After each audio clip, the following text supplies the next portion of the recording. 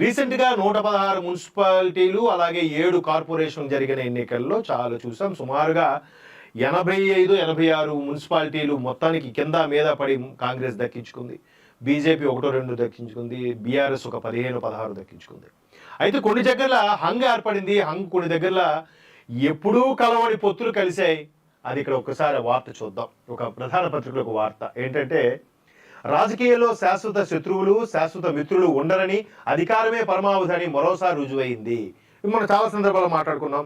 రాజకీయాల్లో శాశ్వత శత్రుత్వం శాశ్వత మిత్రుత్వం అనేది ఉండదు. ఇవాళ శత్రువు రేపు మిత్రుడు, రేపు మిత్రుడు ఇవాళ శత్రువు, ఏదైనా అవ్వచ్చు. అంటే ఆ కూటములు అధికారం దాహం కోసం లేదా ఇగో అధికారమే పరమావధి కోసం ఏవైనా జరగచ్చు అంటే మీకు ఈపాటికి అర్థమై ఉంటుంది. నిన్న సోమవారం రోజు ప్రతి దగ్గర కూడా వైరల్ అవుతున్న అంశం, బీఆర్ఎస్ కాంగ్రెస్ ఒకటై కూడా పీఠం దక్కించుకోబోతున్నాయి కొన్ని మున్సిపాలిటీల్లో, కొన్ని కార్పొరేషన్లు. ఎందుకట? పొద్దున్న లేస్తే రేవంత్ రెడ్డి గారు నాలిక మడత పెట్టి ఏదో చేస్తామంటారు. పొద్దున్న లేస్తే కేటీఆర్ గారు రేవంత్ రెడ్డి గారిని దుమ్మెత్తి పోస్తారు. మరి ఈ రెండు కలవడం ఏంటి? అదే ఇక్కడ హెడ్డింగ్, అనైతిక పొత్తులు. వాస్తవమే కదా. పలు మున్సిపాలిటీలో ప్రధాన పార్టీల మిలాఖత్. ఇస్నాపూర్లో బీఆర్ఎస్ కు BJP MP Raghunandan vote. BRS అంటే ఈయన కూడా బీఆర్ఎస్ లో మంచి లాయరు, ఇప్పుడు బీజేపీ ఎంపీ అయ్యారు రఘునందన్. అలాగే జన్నారంలో బీఆర్ఎస్ తో, నర్సాపూర్లో కాంగ్రెస్ తో బీజేపీ పొత్తు. జన్నారంలో బీఆర్ఎస్ తో కాంగ్రెస్, అలాగే బీజేపీ జన్నారంలో బీఆర్ఎస్ తో అట, నర్సాపూర్లో కాంగ్రెస్ తో బీజేపీ పొత్తు. కామారెడ్డిలో పదవులు పంచుకున్న కాంగ్రెస్ బీఆర్ఎస్. అమన్గల్లో కాంగ్రెస్ లో చేరి బీజేపీ మద్దతుతో చైర్మన్ అయిన బీఆర్ఎస్ అభ్యర్థి. కాంగ్రెస్ లో చేరి బీజేపీ మద్దతుతో చైర్మన్ అయిన, అంటే కాంగ్రెసే పట్టం కట్టింది, దక్కించుకుంది చైర్మన్ పదవి, బట్ బీజేపీ మద్దతుతో. అంటే పొద్దున్న లేస్తే బీజేపీ వాళ్ళు కాంగ్రెస్ బీఆర్ఎస్ ఒకటే, బీఆర్ఎస్ ఎప్పుడో సోనియా గాంధీ గారికి మాట ఇచ్చారు బీఆర్ఎస్ విలీనం అయిపోతుందని, కలపలేదు కాబట్టి ఆ రెండు కలుస్తాయని పొద్దున్న లేస్తే బీజేపీ కేంద్ర మంత్రులు ఎంపీలు అందరూ మాట్లాడతారు. ఈ వెంటనే ఇక్కడ కాంగ్రెస్ వాళ్ళు కూడా బీఆర్ఎస్ బీజేపీ ఒకటే అని చెప్పి కాంగ్రెస్ వాళ్ళు మాట్లాడతారు.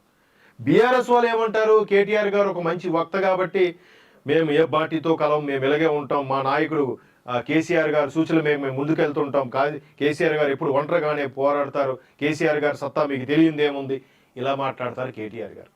ఏది వాస్తవం? అధికారమే పరమావధి, అంతే, అదే వాస్తవం. ఎల్లంపేటలో బీఆర్ఎస్ కు, అలియాబాద్లో కాంగ్రెస్ కు బీజేపీ మద్దతు. ఇదే బీజేపీ ఎల్లంపేటలో బీఆర్ఎస్ కు సపోర్ట్ ఇచ్చిందట, అలియాబాద్లో కాంగ్రెస్ కు మద్దతు ఇచ్చిందట. అంటే చూడండి, శాశ్వత శత్రుత్వం శాశ్వత మిత్రుత్వం లేదు కాబట్టి కాంగ్రెస్ బీజేపీ బీఆర్ఎస్ ఆ పార్టీ ఈ పార్టీ అని లేదు, ఆ జిల్లా ఈ జిల్లా అని లేదు. అన్ని జిల్లాల్లో పలు మున్సిపాలిటీ అధికారం దక్కించుకోవడం కోసం సిద్ధాంతాలను పక్కన పెట్టి పార్టీలు మిలాఖైతే అయిన తీరే ఇందుకు నిదర్శనం. ఉదాహరణకు ఉమ్మడి నిజామాబాద్ కార్పొరేషన్ మేయర్ ఎన్నిక కోసం కాంగ్రెస్ కు ఎంఐఎంతో పాటు బీఆర్ఎస్ మద్దతు తెలిపింది. అంటే అక్కడ వాళ్ళ ప్రధాన నాయకుడు కీలకమైన వ్యక్తి రాహుల్ గాంధీ గారు పొద్దున్న లేస్తే మోదీ గారు అలాంటి వాళ్ళు బీజేపీ ఎలా ఉంది, ఎలా చేస్తుంది, భ్రష్టు పట్టిస్తుంది అని పార్లమెంట్లో గొంతెత్తి గొంతు చించుకొని రభస చేస్తారు. అసలు పార్లమెంట్ సమావేశంలో జరగనివ్వరు. ఇక్కడ చూస్తే ఆ పార్టీ లేదు ఈ పార్టీ లేదు, తందాన తానా అనుకుంటూ ప్రతి పార్టీ కూడా అధికారమే పరమావధి. ఆ అధికారం కూడా దేనికి? నిజంగా ప్రజలు సేవ చేయడానికేనా, ప్రజలకు సేవ చేయడానికేనా? Underline and question mark. అది ప్రజలందరికీ తెలిసిన వ్యవహారమే. దీని గురించి మనం పెద్దగా చెప్పుకోవాల్సిన అవసరం లేదు. కాకపోతే మనకు ఒక వార్తగా చెప్పాలి కాబట్టి ఇది చెప్పుకుంటున్నాం.